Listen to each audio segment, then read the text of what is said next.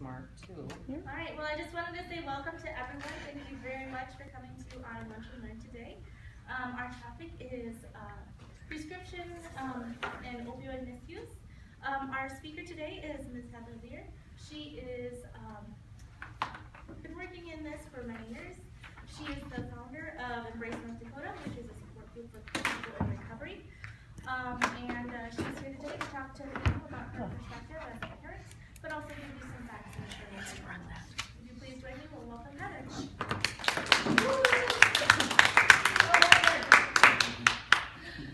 So, how is everybody? Good. A nice little change, a little lunch break, and I was putting it on our Facebook page. I might come feed your mind while you feed your tummy. So. Ooh, That's clever. I know, right? So, I just kind of wanted to give you kind of a parent's perspective. A lot of the times we do a lot of research and digging into stuff until you actually live through it, you realize kind of what works and what doesn't. So, you know, just so you can kind of get a feel of where we go or what families go through and stuff. So, let me get this to work. 1 minute. Come on. Let's try this again. There we go. I just wanted to kind of start off with a little bit about me. Yes, I did start the support group Embrace ND. It is an inclusive group. It includes, I mainly started it out for family members because a lot of the times we had no place to go to talk and kind of get support that way. A lot of our friends would say, you know what, just cut them off. They're adults, they can make their own choices, but if you know anybody who's been diagnosed with a disease, you don't just cut them off. So, yes, there are boundaries, but you can't just say, oh, see ya, when you get your life figured out, come back and talk to me. But these are my why. The one in the middle is my son, he's 26. He's been battling with addiction since he was 14. My daughter on the right, Emily, is 22, and she's been battling since she was 15. Those two are currently, son is in a rehabilitation facility in Fargo. My daughter's in the state pen right now. My youngest one, I feel bad for her because I put a lot of pressure on her to speak out quite a bit, and she was one of the 17 winners in the state for the Youth Ending Stigma Challenge that was put forth by the First Lady and Recovery Reinvented. So we've partnered with her to do some things and kind of get the message up to the youth. So, poor Addison. So when you see her, just tell her, feel bad for the kids. Some of the things that I wanted to kind of go over, and this kind of struck me the other day while I was in the doctor's office, was the difference between myths and facts. Sometimes people will say, you know, only bad kids can become addicts. In fact, this nurse told me that where were the parents? If the parents would have disciplined, none of this would have happened. I'm thinking, oh, lady, we need to talk. And we did. So I used those nice opportunities to kind of get the message out and to teach, so that way we can kind of start breaking down that stigma. You know, as parents, you want nothing but the best for your kids. And when they hit that 14 to 16-year-old level, they're trying to assert their own identity and become their own person and trying to fit in. And sometimes what you suggest for them isn't always what they want. Another one is that it's a behavioral problem. Only bad kids use. And it's amazing how quickly you start seeing the differences in, you know, like economic status and whatnot. But you know, nobody strives to see their kids as addicts and whatnot. Think back when you were like 13, 14, 15 years old. What were some of the things you guys wanted to be? Anybody? I know I wanted to be a mom. That was my first thing. You know, some of us dreamed of being, you know, teachers, doctors, lawyers, you know, police, nurses. I don't think anybody at that age decides that they're going to be an addict and shove needles in their arms. And people can quit at any time. I don't know about you, but I am a fan for the summer berry cheesecake blizzards at Dairy Queen. And I really know I shouldn't eat those, but you know, try telling yourself that when you really want one and you're at the drive-thru. But this is even worse because like your need to eat and your hunger pangs, that's exactly what that substance is to that person. It supersedes any basic need that we may have. And again, substance is only a lower income problem. And we've seen that in most recent years. I mean, it's coming out more and more that it crosses all boundaries and economic status. So this is I was joking, but one of the comments I made was, I'm not sure why you want me to talk about preventative measures because I didn't really pass that class. Yeah, I thought I did, but when I look at what's presented out there for preventative measures, a lot of them are pretty vague. You know your kids as friends. Well, yeah, you know your kids as friends because 9 times out of 10 they're at your house. And in this small community, you kind of know who the friends' families are too. We'd spend times together. We'd have movie nights, pizza nights, and hang out. I instilled values of right and wrong when they were in middle school. Sometimes, I was a single mom, and I was often working 2 to 3 jobs, so it was hard to supervise them at all times. And at all times, it was, or most of the time, I had the older 2 kind of watching the younger ones so that I wasn't paying out the toe for childcare, and so it was kind of a family contribution so that we can have food on the table.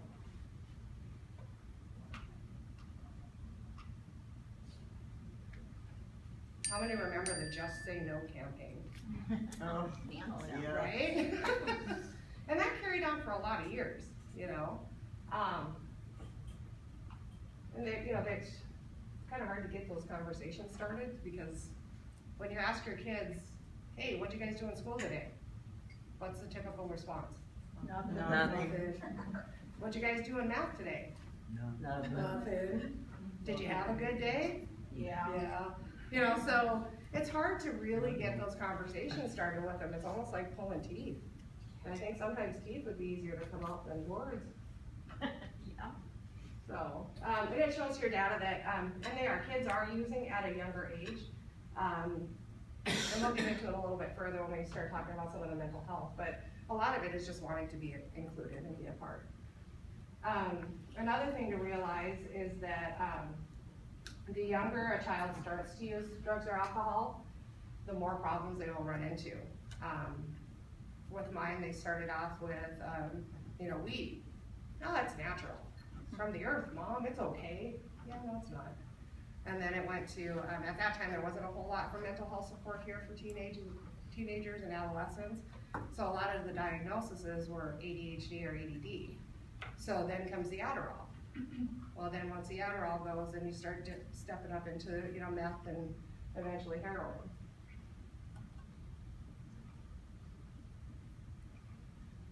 Oh, is that clear ground? Oh, well, I guess we're gonna go back here. My only bit of advice, if anybody here is a single parent, make sure that you're friends with your ex, at least when it comes to your kids. They would get in trouble at my house, go to their dad's house. Dad would say, well, you didn't get in trouble here. I'm like, well, so if anything, you liked each other enough to make that individual, at least liked each other enough to raise them. So those are some of the things there that it's hard to have ground rules here and consequences here when the other one's saying, oh no, it's okay, you can be my buddy.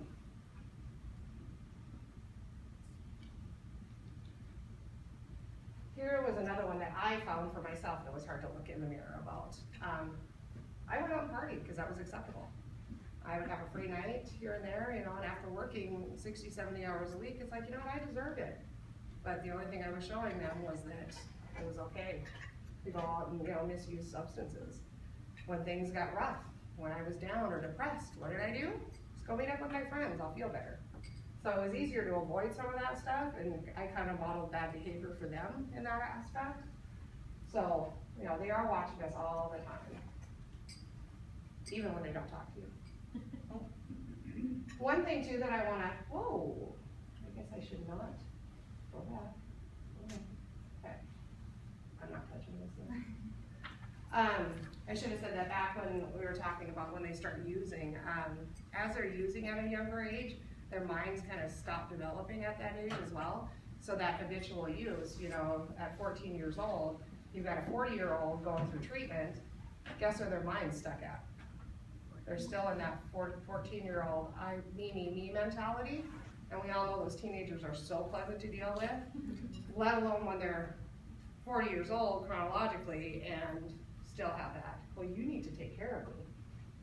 My oldest daughter told me something this last year, I thought it was quite hilarious, because she said, Addison said, look, when I turn 18, I know I'm on my own.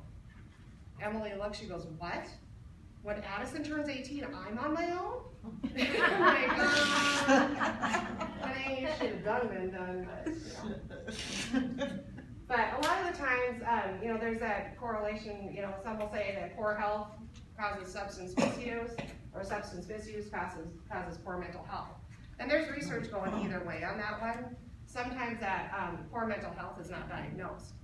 When they come off of the substance, that's when it intensifies and magnifies. So what wasn't really seen before is definitely seen when they're, you know, coming off of the substances. And then there's other times where, you know, there are no signs of it, but because you're coming down, and if, you know, a lot about, you know, detoxing on that stuff, it causes a lot of depression and anxiety because you don't have those coping skills anymore. These are just some facts I threw in. Some of this I stole from Abby's PowerPoint, so figured, you know, we can work together, right? So,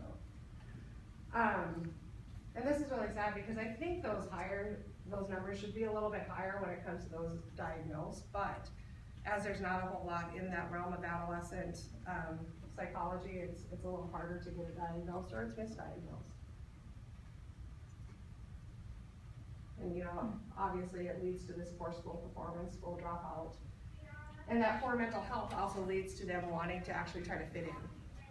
So if they're suffering and struggling, they're gonna find a group that they fit in with, whether it is the good group or the bad group, as long as they are feeling some sort of, you know, what do I say? Belonging, yeah. And at that point, their values don't really matter much. Because if they've been, you know, having a rough time in school with their grades and whatnot, they've kind of got some labels put on them already. And this was another thing that, you know, Addison brought up in her, when she presented out at Nedrose the other day.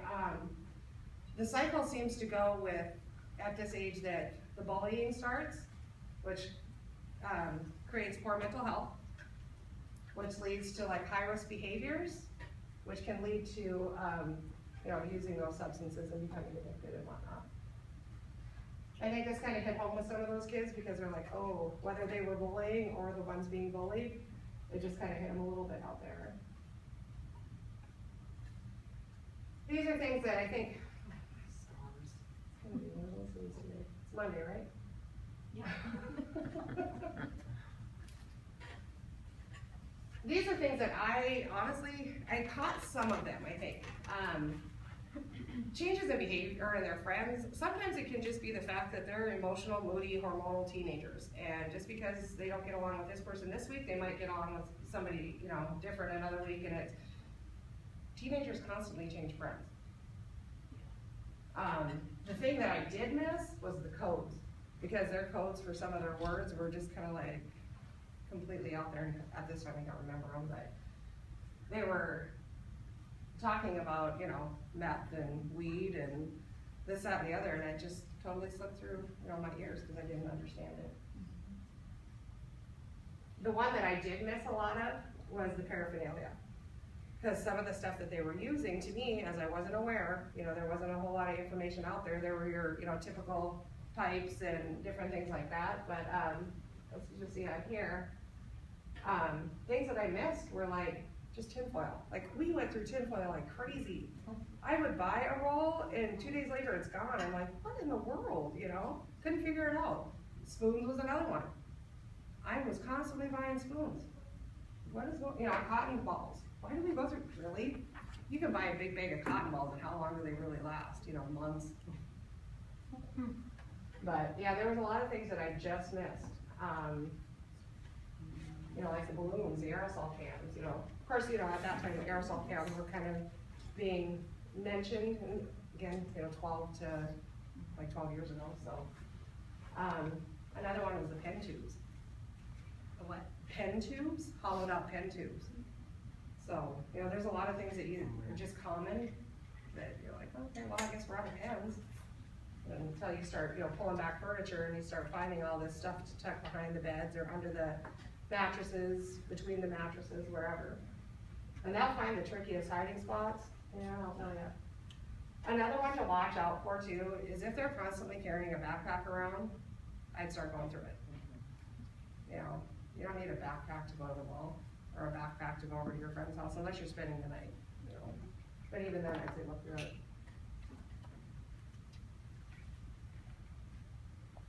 These are there's some things to remember, whether it's you're trying to get your kid to talk up or even yourself, speak up and start asking questions. The stigma goes both ways for those that are using and the family.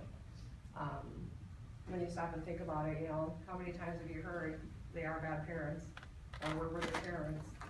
If they were, better parents, their kids wouldn't be making poor choices. So when you can kind of start speaking up and start asking questions, that helps you understand what's going on as well. And, take some time to do some reading. I educated myself a lot on this and I don't understand it anyway. But the biggest one I think I failed at for the longest time was I neglected the other people in my family. When the older two would come out of treatment, the world was all about them. You gotta make them right, you gotta take care of them, and sometimes, any relationship will suffer when your main focus is just, a certain individual who honestly needs to start taking some ownership. I can't say you shouldn't walk with them, but you definitely need to take time for yourself and your family. So one of the things that we started doing, I had started doing it with our group, started about a year ago, yeah. We always found that in the Embrace group, we've got family members, we've got loved ones, we have community members, and we have those in recovery as well. Our age ranges from 11 up to about 80, and yet we all struggle with something. And like we said on there, no negative label, a negative choice or a situation should guide your path moving forward. We end up getting hung up on a negative comment. Have you ever stopped to think about, even today, what are some of the things that you think about before you decide to do something or buy something? A, is it gonna fit in my budget? Yeah. But think about your friends. What is so-and-so gonna think? What is so-and-so gonna say? How is, say you go out and buy a new car. People are gonna go, oh, well, I don't really think they can afford that. And those are some of the thoughts that run through our head whenever we do something. For me, a lot of the times was, I made some pretty bad choices in my life. I wasn't the best person. I wasn't the best friend. And I would let them hold me up from applying for a job even. Or, even doing this. If this would have been me 10 years ago, no, there's no way.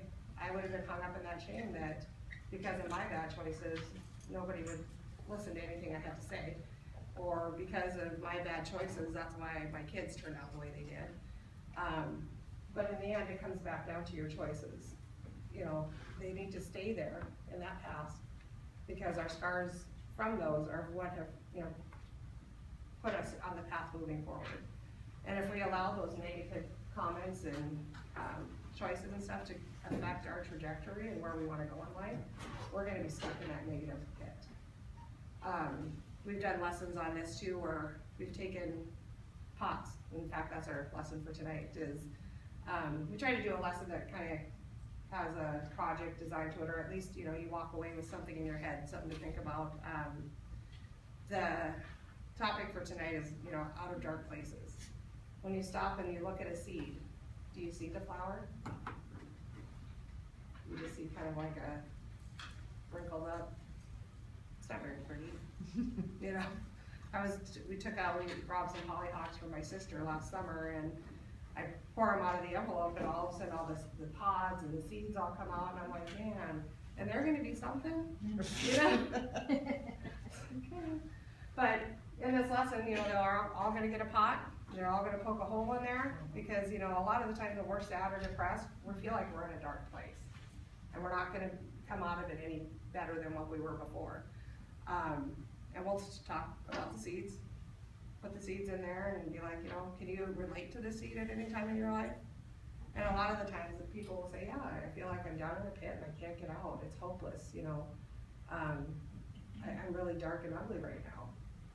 And then as, you know, you start talking about seeds and growing, then, you know, it starts registering with them. In fact, we had one last year that grew, I guess I should probably check the seed size next time before I, but it grew to about, you know, 18 to 24 inches. And I was like, wow, that was kind of nice, you know, but, you know, and it was nice to see them get that message that regardless of where you're at, you're gonna come out of there better than you ever were before.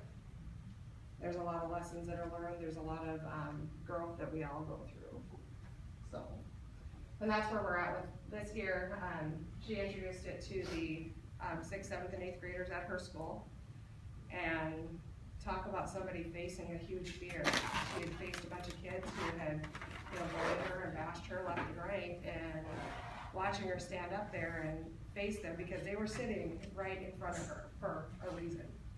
And she just smiled right through it and let her know that, you know, I don't care what situation you're in school, at home, you are more.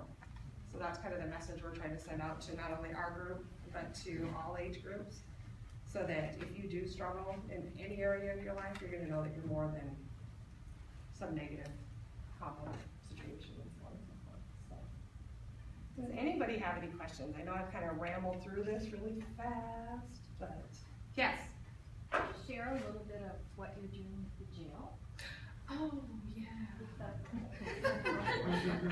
So, we have our weekly meetings on Monday nights. We also realized when we were setting up these meetings that there's so much that we can learn from those that are going through recovery and addiction, that we reached out to the jail, what was it, last fall, and we started going in January where we can meet with the inmates there and at least let them know the same message. You know, when you get out, there's somebody you can reach out to. We give them all our phone numbers. We take our lessons in. Sometimes we get to talk about them, and sometimes they just want to talk. Sometimes we just have to build a relationship with them if there's a bunch of new people, because they're not going to listen to me. You know, you get to go home after this. Why would I even care what you have to say mentality?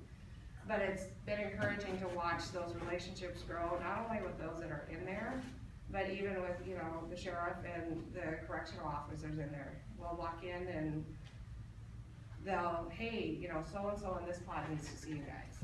And so they'll send us in those directions. And I've had multiple that, since they have gotten out, have reached out and say, you know, can I get a ride to a meeting? Can you know, point me in the direction of this, that, you know, whatever they're looking for, you know, a job or, so at least, you know, that part, they've got a little bit of a push to succeed.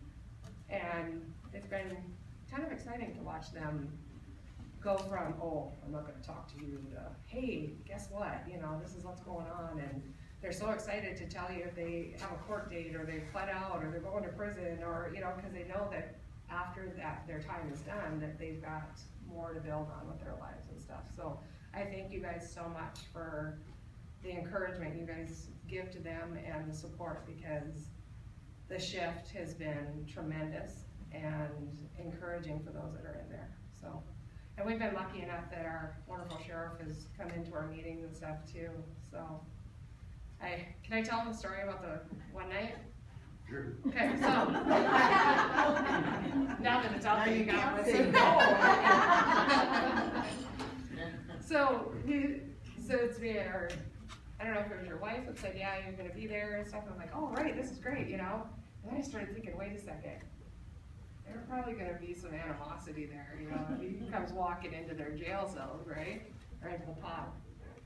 So I'm like, okay, how are we gonna deal with this? And we walk in and right away they're like, oh, no, we're not gonna talk now. And they start backing up and getting all tough and whatnot. I'm like, stop.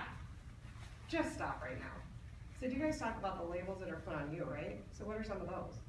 Well, I'm a druggie, I'm worthless, I'm a loser, and just listing everything off. And I said, okay, how many times have you called him? And he just was like, what? And I'm like, all right then, you know, he's there doing his job. His job is to protect and serve. Why are you guys here?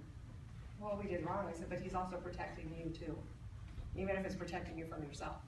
And it was just fun to watch them just go from being all puffed up to, man, you know, one was like, I want to get a hold of the cop that arrested me and tell him thank you, because, you know, he saved me from myself. And so it's nice to be able to go in and be that bridge between, you know, the stigmas on both sides, you know. There's still times we all shake when the cops are behind us, but, you know. But it's nice to have that, them at least being able to have those conversations with them and realize that, you know, they're people and they're human, just like, you know, those that have made the bad choices are too. So, yes. So where are your meetings, and are they open to the public? And We meet every Monday night at Eagles Wings at 7 o'clock. okay. They are open to anybody. We encourage, you know, even community members who don't even have any direct experience with it, please come in. Our reasoning behind that is if we can all come to the table, if they struggle, or even as a family member, I struggle, I'm gonna have a web to fall into. I've got a safety net. And we give out numbers left and right. We're not anonymous. We're not quiet. We're actually pretty loud and proud about it, because if we keep it in the closet, it's just gonna keep growing, and it's gonna be even worse in a couple years down the road. So we encourage, people to come. Our thing is we wanna learn, heal, and grow together. And we can't do that if we're staying behind closed doors. And then, back there too is some of our information. I put together some, just different tips, how to support a friend who's got a loved one that's struggling. Another one is how to support the person going through the battle, some things for yourself as well, kind of self-care stuff. Another one out there is a community resource guide that we put together. Thank you, Renee. And it's been kind of nice to watch that just fly out the door. You guys have it at the jail. I know that the state's attorney has it. It's pretty much been planted all around Minot. And if you don't have any, let me know. We'll get you some, because it's been kind of a nice guide for them and the families to know where they can turn and get some help. It has everything from food pantries to housing options, employment options, counseling services, in-treatment, outpatient, like just pretty much about anything that you would need, even where they can get, free clothes. So there's lots of that information in there. And if you see that there's a correction that needs to be made, let me know. I'm not prideful on this. I make typos all the time. So what is the most frequent barrier you hear from families? Well, it kind of goes down to two things, or a few things, I should say. If they're incarcerated, the biggest barrier is catching them on release, being able to get there. And I know that there's reasons why that they're let out at 5, 6 o'clock in the morning, and you guys have shift change coming up and this, that, and the other. Some families can't get there by that time. Or if they plan to be there at 6, they can get out at 5. So there's times where they get missed. And who do they call when it's 40 below? We had, many times that we at least were able to make a connection enough and gain their trust to be able to pick them up and give them a ride. There were many that we took on a Friday night. We'd be coming in and they're like, hey, I'm just getting released. Can you please wait for me? There was even ones in the lobby going, hey, can you give us a ride when you're done? Absolutely, The jail has started taking donations for clothing still. The big one right now I know is like shoes. A lot of the times when you're arrested, you just kind of come out the house as you are, and you don't think about shoes or the fact that the weather is bipolar right now. It can change. So if you go in tank tops and shorts, and it's 40 below when you get out, you're going to be a little chilly. Even in the winter, there's a lot of the times where jackets aren't put on. They're usually so far up here that they're not really feeling a whole lot, and so they get arrested in no clothes.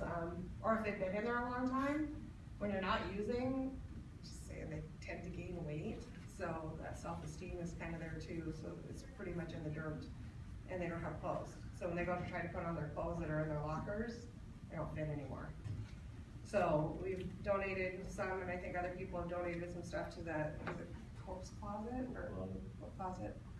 So that at least they can go in. Another one, too, I know Carla set them up with clothes to go to court with, out of those too, so that's one of the barriers there. Employment is another huge one, and housing is another one. You come out and you have no place to live, where are you gonna go? You're gonna go back to your supposed friends, and then you're gonna start, that cycle all over again until you get arrested. I know one gal point blank told us, she goes, I live for when I get arrested. She goes, at least I know I'm somewhere safe. I'm going to eat, and I don't have to worry about anything. I'm safe here. I don't have to worry about people stealing my stuff. So that was kind of one thing that just was very, very sad to me. But if we can, and there's a lot of things going on in our community where, some of that barrier stuff is coming down. Being able to get them straight from the jail to treatment, a treatment bed would be huge. If we can just kind of cut that slight, lag time down.